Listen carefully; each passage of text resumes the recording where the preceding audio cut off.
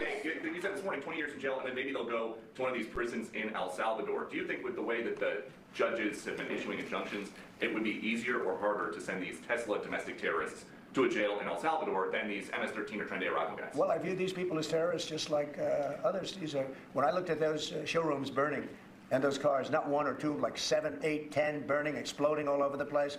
These are terrorists. You didn't have that on January 6th, I can tell you. President Donald Trump has made strong remarks in response to the recent wave of vandalism targeting Tesla showrooms across the country. Speaking to reporters earlier today, Trump likened the destruction to acts of terrorism and drew comparisons to the events of January 6, 2021. In his comments, Trump described the burning and destruction of Tesla vehicles and properties as organized acts of domestic terrorism.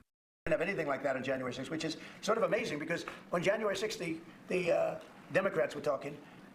Nobody was killed other than a very beautiful young woman, Ashli Babbitt. Nobody was killed. And you look at what's going on now with these terrorists. These are terrorists, and that's an organized event. You know, take a look at their signs. Take a look. They're all made by the same sign company.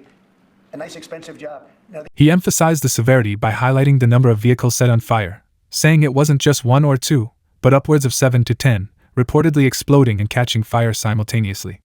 Trump also noted that he believes these incidents were not spontaneous. According to him, the signs seen at the protests appeared professionally printed, suggesting coordination and funding behind the attacks. These aren't random vandals, Trump claimed. This is an organized event. Just look at the signs, same font, same material. Someone paid for those. The president went on to contrast the Tesla-related violence with the Capitol riots of January 6th.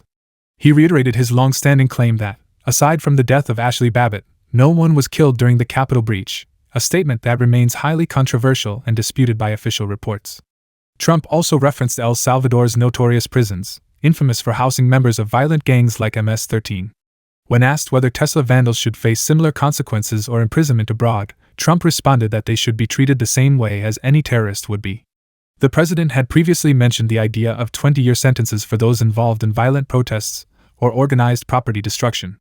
His statements today suggest he's doubling down on that idea, arguing for swift and severe consequences, even potentially outside the U.S. As the investigation into the Tesla vandalism continues, Trump's comments are already sparking debate about protest tactics, domestic terrorism designations, and the legal limits of punishment. We'll continue following this story as it develops. Like, subscribe, and hit the bell icon for more breaking news.